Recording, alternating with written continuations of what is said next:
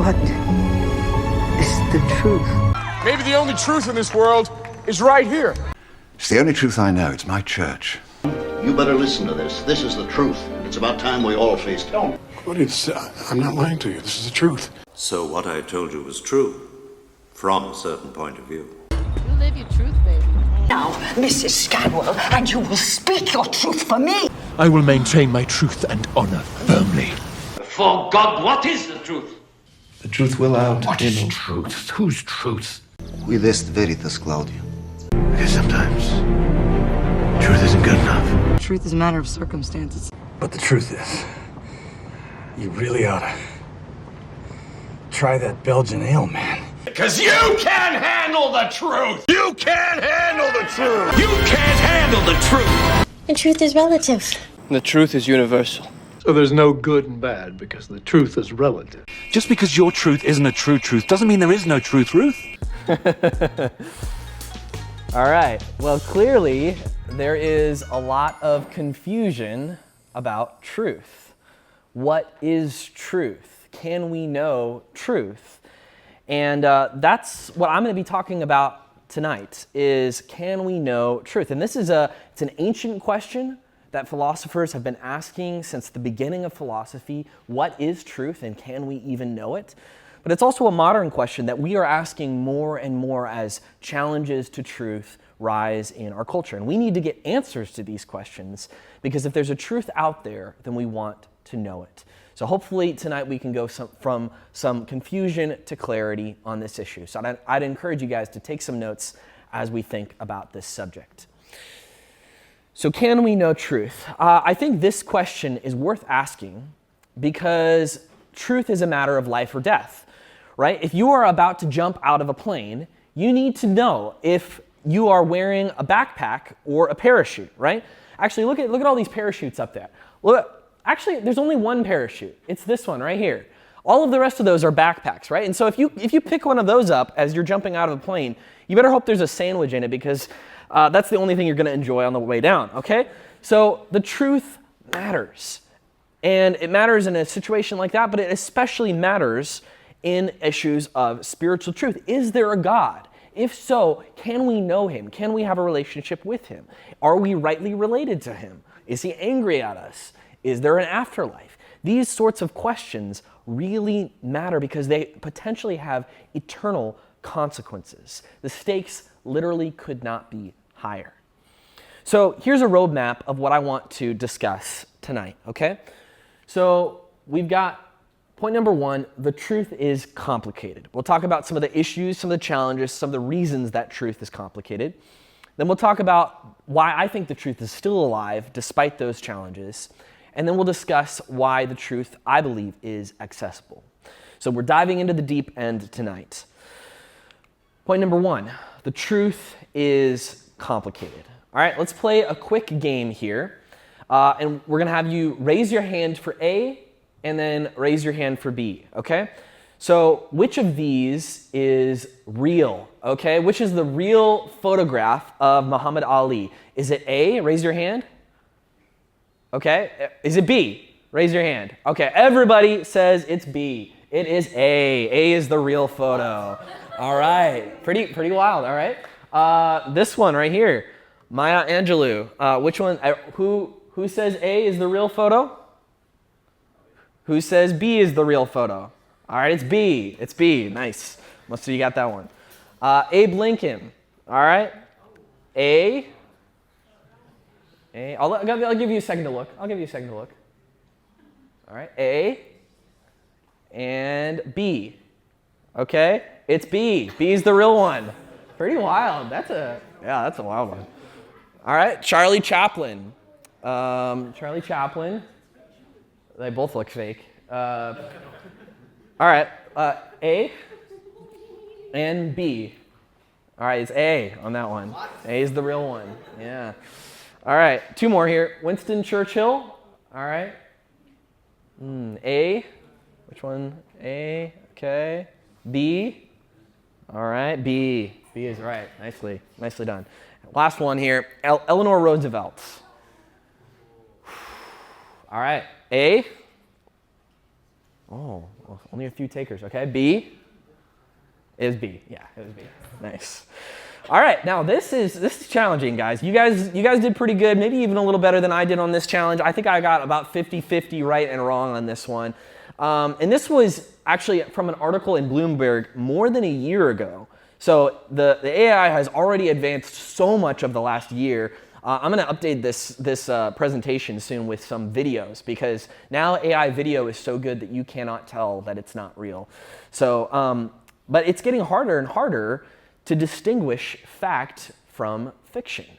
The truth is getting more and more complicated. And it gets even more complicated when we realize that people have agendas, right? Politicians, businesses, people want power over you, and they're willing to lie to get you to believe what they want you to believe.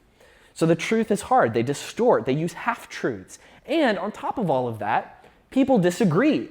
They disagree with each other. If you haven't noticed, the internet seems like maybe it was a bad idea, like maybe we should have just not done that, because everyone just retreated to their own siloed group. And so now if you're conservative, you're on X, and if you're a liberal, you're on Blue Sky, and you don't talk to each other. And if you do talk to each other, boy, you're gonna be yelling, and you're not gonna be convincing each other. And on top of all of that, absolute proof seems impossible. We're always free to decide what we want to believe about any sort of issue. So some look at this huge scenario, and they kind of conclude, I think truth is dead, right? Truth's dead. We can conclude that there is no truth, or if there is a truth out there, we can't know it. Some that say that you can have your truth, and I can have my truth, and your truth isn't my truth, and my truth isn't your truth. This is called relativism. And relativism is a very important term to understand. Truth is relative to the person, and there's no universal truth that is true for everyone, everywhere. Some say that truth just isn't even worth worrying about. We shouldn't really focus on truth. We should just focus on what works and what we can get done, what we can use to get stuff done. Catherine Maurer, the CEO of the massive news organization NPR, recently said this in a viral TED Talk video. That perhaps for our most tricky disagreements, seeking the truth and seeking to convince others of the truth might not be the right place to start. In fact, our reverence for the truth might be a distraction that's getting in the way of finding common ground and getting things done. Now, that is not to say that the truth doesn't exist, nor is it to say that the truth isn't important. Clearly, the search for the truth has led us to do great things, to learn great things. But I think if I were to really ask you to think about this, one of the things that we could all acknowledge is that part of the reason we have such glorious chronicles to the human experience in all forms of culture is because we acknowledge there are many different truths. And so in the spirit of that, I'm certain that the truth exists for you, and probably for the person sitting next to you. But this may not be the same truth. This is because the truth of the matter is very often, for many people, what happens when we merge facts about the world with our beliefs about the world. So we all have different truths. They're based on things like where we come from, how we were raised, and how other people perceive us. Whew. That was a doozy of statements there. She was getting blasted on social media for a lot of those statements. You see kind of a lot of the ideas of what she's saying here. You know, the truth is kind of a distraction. It distracts from getting things done. You can have your truth. Your neighbor might have a different truth. And maybe we shouldn't just focus on the truth at all. And ultimately, I think when this thinking is applied to the spiritual realm, when it comes to the realm about God, sometimes people will just say, we can't know the truth at all. Here's the famous YouTuber, Rhett McLaughlin, talking about this. Talk about it and then because I don't want to disparage people who have faith, you know, and it's like it's very difficult to figure out what is going on with the world. It's very difficult to figure out what the nature of this reality is. The thing I have the biggest problem with now is people who say that they know exactly what the nature of God is, they know the nature. They know exactly what happens after you die, and this is what you need to do to be prepared. At this point, I'm like, nobody knows. Nobody's got it figured out. And the only thing I have a problem with is if you tell me that you do have it figured out. Interesting. So it's not just I don't know. It's not just I'm not sure. It's no one knows. And if you say that you know, I'm mad at you. That's a whole different level. And so I think there's a famous illustration that sort of represents some of these ideas, this idea of relativism, this idea of kind of a post-truth mentality. And it's a famous illustration called The Blind Men and the Elephants. And the story kind of goes like this. There's these blind men that are walking through the jungle, and they come up to this object, and they all approach it from their own angles. And one of them comes up to the side and says, oh, it's like a wall, it's like a wall. And another one comes up from the front and says, no, it's like a snake, it's like a snake. And then another one comes up from an angle and goes like, oh no, it's like a tree, it's like a tree. And what's happening there is they're all right. They're all equally true. They're all just describing things from their own perspective. And so they shouldn't argue with each other. We should just not judge what each other believes because they're all equally right. And so in the same way, all religions are all equally true or all equally false, but what's important is just that we all get along and we all see things from our own perspective, and my truth isn't your truth and your truth isn't my truth. We should all just hold hands and sing Kumbaya. I know this is a pretty bleak kind of picture of truth that I've painted for us, but I want to paint this as fairly as I can, just that truth is going through a hard time right now. There's a lot of challenges to truth. And yet I have a very modest goal tonight, okay? I want you to leave tonight completely disagreeing with all of that. Okay, I want you to completely disagree with all of that, and I want you to know that you can know truth. That truth exists, it's alive, and we can know the truth about God.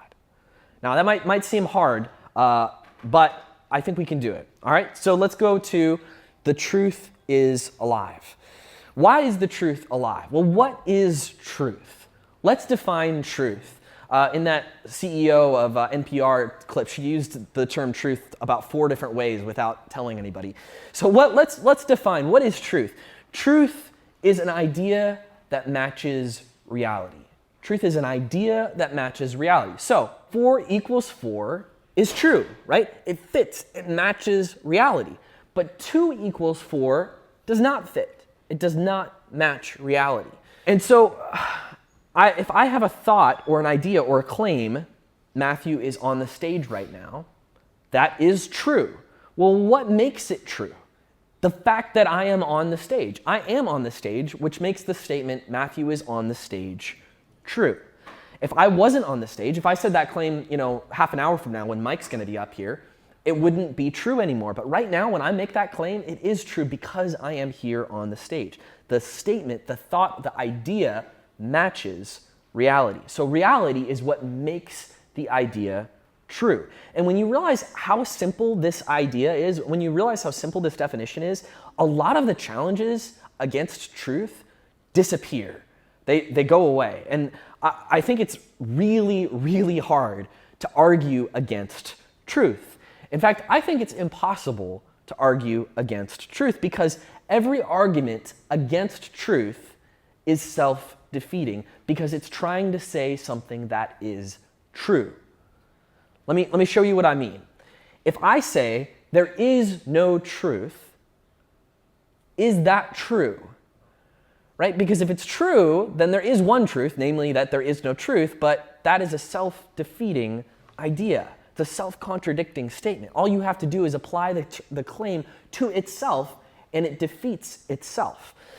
And any self-defeating claim is necessarily false. And this basically applies to every single claim that you can make, any kind of argument that you can make against truth. So you can't know truth. Well, do you know that? Right? It's arrogant to say that you know the truth. Are you arrogant when you say that? You shouldn't say that somebody else is wrong. Are you saying that I'm wrong when I say that somebody's wrong? You can't trust someone who claims to know the truth. Should I trust you when you say that? Right? All of these statements, all of these arguments can just be applied to themselves and they refute themselves. It's like saying, sorry, I can't apologize. Or I can't speak a word of English. Right? The very utterances of those things defeat the claim that they're trying to make. The statement disproves itself. Truth exists. Whether we like it or not, whether we believe in it or not, truth is alive. Our beliefs and our claims are either true or they're false. And this applies to both universal claims as well as personal truth claims. And I think this is another area where there's a lot of confusion and where a lot of the confusion about truth creeps in. So let's talk about this. Universal claims and personal claims. So a universal truth claim is a truth claim about the world. It's either true or false, independent of my opinions about it. So in other words, it's objective or universal. So for example, everybody close your eyes for a moment here. Close your eyes, and I want everybody with your eyes closed to point in the direction of north. Okay? Point in the direction of north. All right? Almost everybody. Some people are not participating yet. You've got to participate. This is not optional. All right, everybody open your eyes. Wow. There's a lot of different opinions in here. Now, I don't know which direction north is. Probably, maybe the pastor knows. You probably, do you know back there? You actually know? It's over there. That way? It's that way? See, here's the thing. Only one of you can be right? If you guys are all disagreeing with each other, only one of you can be right. In fact, you might all be wrong. Like maybe north is this way and you've all just been really mistaken about it, right? Okay, it is that way is what we're saying. That's great. If it's that way, anybody who didn't point that way is wrong. And the people that pointed that way are right. The direction of north is a universal truth claim. So we can't all be right about this if our answers contradict each other. It's not determined by us. The direction of north is a universal truth claim. But a personal truth claim is a truth claim that is dependent on the person. So it's subjective. So for example, a favorite flavor of ice cream, right? So for me, my favorite flavor of ice cream is chocolate chip cookie dough with caramel. Okay, I just think that's delicious and amazing. Now, if you say to me, no, Matthew, your favorite flavor of ice cream is peanut butter, I would say, number one, what is wrong with you? You should probably get your taste buds checked out by a doctor, okay? But number two, no, you're just wrong. Like, that's not my favorite flavor of ice cream. The idea that peanut butter is my favorite flavor of ice cream is false. Your favorite flavor might be something else, which would be a truth about you, but even that, it wouldn't be your truth. It's just the truth about you, about the person that is you. And I think this is really important because we've become so confused about truth in our world, and the words that we use to communicate these ideas matter. And you and I can help to bring clarity to people as we think about these issues. So something can't be true for me, but not for you. Something can only be true about me, but not about you. Let me say that one more time. Something can't be true for me and not for you. Something can only be true about me and not about you. So let's play another game here, okay? Are each of these truth claims universal or personal, okay? So an electron is smaller than an elephant. Is this universal? Okay. Is this personal? All right, that's universal, right? It's a universal scientific claim. All right, my name is Matthew Middleburg. Is this universal or personal? You guys can just shout it out. Personal. Okay, good. Personal. It's very personal. Slavery is morally wrong. Universal? Personal. Ooh, is it?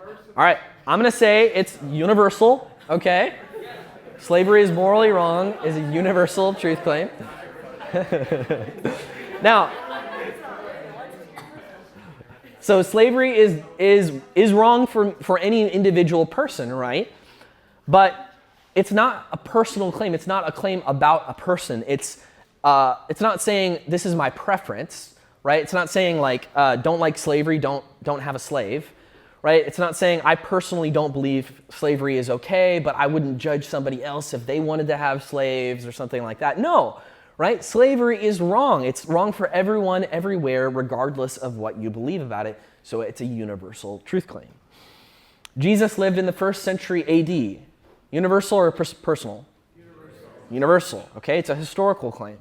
Ultimate Frisbee is the best sport. It's a universal claim. You're all wrong. No, it's a personal claim. Okay, I get it. Even though you're all wrong. I am sleepy. Personal. Okay? Unless you're all sleepy, in which case, well, even then it's still personal. 2 + 2 = 4. Universal. It's a mathematical claim. Tampa is way larger than the United States. Universal. It's a universal claim. It's a false claim. It's not true, right? Tampa is not bigger than the United States. It's a part of the United States. But it's making a claim about the universe, about the world, about an objective truth claims. Each of these are independent facts that don't become true or false just because we believe or disbelieve in it. If they're true universally or objectively true. It's true for everyone, everywhere, that 2 + 2 = 4. And if they're false, it's the same thing. This means that relativism, the idea that there is no universal truth, is false, right? It's a self-defeating claim, and it's false because there are universal truths. And even personal subjective claims are either true or false. And this is important because some people often act like objective universal claims are personal subjective truth claims, especially when it comes to the spiritual realm. Especially when it comes to the spiritual realm. People say, you have your religion, I have my religion. Well, actually, religions contradict each other, and they're trying to make objective universal truth claims. Because going back to the elephant, for example, there's problems with this, right? The first problem is they're all wrong when they say that it's like a tree or it's like a snake. Yes, it has those qualities, but they're wrong if they reduce it to those things. It's actually an elephant. There's one objective truth about the nature of this being. And they're all wrong if they try to say that it's only like a wall, or it's only like a snake, or it's only like a tree. And this is important too, the analogy assumes that it's the relativist, the person looking at this scene, looking at this scenario, they're the only person that can see. And all of these religious people, they're the blind ones. They're the ones that are stumbling in the dark trying to figure out what spiritual truth is. Why should we believe that? Why should we believe that that is the case? So in the same way, if there is a God, then there is a truth about him. He would belong in that universal category. It's not about me. It's not about my preferences. God's existence isn't just a fact about me. He is the foundation of all reality, right? So if he exists, then he's real. So if I believe in God, but he's not real, then my belief doesn't cause God to exist, right? No matter how hard I believe in God, if he doesn't exist, I can't cause an omnipotent being to come into existence. And on the same side, on the flip side, I mean, if someone disbelieves in God and he's real, it doesn't matter how much they disbelieve in him. They can't cause him to cease to exist. So the question is, what is reality? And do my beliefs match reality? Are my beliefs true? So the truth is alive. It exists, and it seems inescapable. But can we know the truth? And I think people get incredibly confused when talking about the concept of knowledge and truth, because they often assume that because there's confusion or disagreement, there is therefore no truth. But just because people disagree with each other doesn't mean that somebody can't be right. So like the direction of north, right? There is a real north. It's that way. Even if we all disagree, even if we all started arguing with each other about which way it is, there still is one truth that's out there, and we can know it, right? We can all pull out the Compass app on our iPhones, and we can figure out what direction north really is. Truth and knowledge are two different questions. The real question that we need to answer is, can we know the truth that is out there? So I do believe that we have access to the truth. You can know the truth. And I'm not saying, here's what I'm not saying, is that it's always easy, right? That whole first point that I said that truth is complicated It's hard. And as generative AI gets more and more advanced, it's going to become harder and harder. But some things are easier to know than others. Whole categories of knowledge are easier to know than others. It's like you are in a deep fog, for example. I took this picture back when I lived in Oxford, England. And this was some of the deepest fog that I've ever been in my life. It was really, really hard to see. You couldn't see more than a few feet in front of you. But in a fog, some things are clearer and easier to see than others. So for example, let's start on the hard side of categories, okay? So some truths might not even be possible for us to know in this life at all. So are there an odd or even number of planets in the universe, right? How in the world are we ever going to know that, right? There's hundreds of trillions of planets in the universe. We're never going to know the answer to that. Would Alexander the Great have liked authentic Japanese ramen? Probably yes, but we can't really know, okay? Did more people laugh when watching Hot Rod than people cried when watching Lord of the Rings? We don't know, right? We don't know.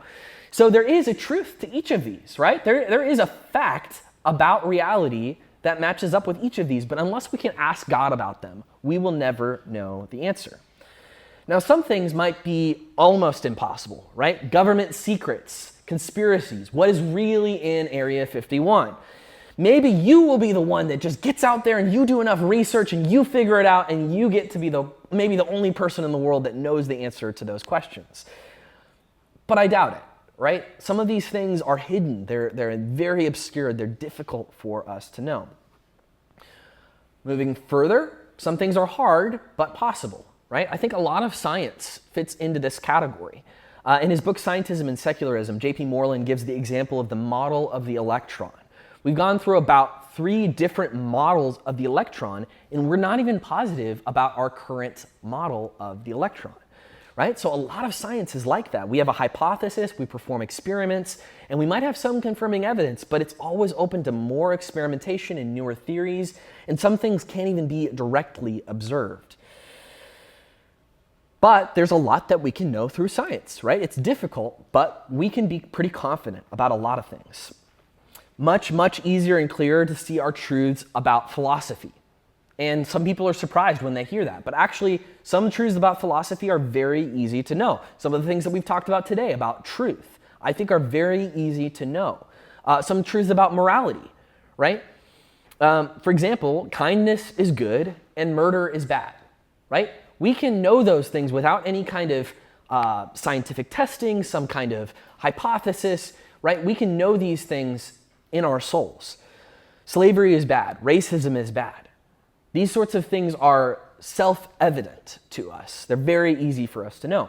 And we can know these things without these experiments. We don't need a peer-reviewed study. And there won't be some study 100 years from now. Can you imagine 100 years from now, the scientists come out of their lab and they're like, oh, guys, I'm so sorry. We found out that slavery is actually good. Like, it's actually a morally really good thing to enslave other people. Like, no, right? That's never going to happen. And even if it did happen, we would go, no, you're wrong. Like, I don't care what your study says. It's wrong to enslave people, right? So we can know moral truths very easily. And then there's the bedrock, like super duper easy category of knowledge that some people would call sort of the foundational building blocks of knowledge.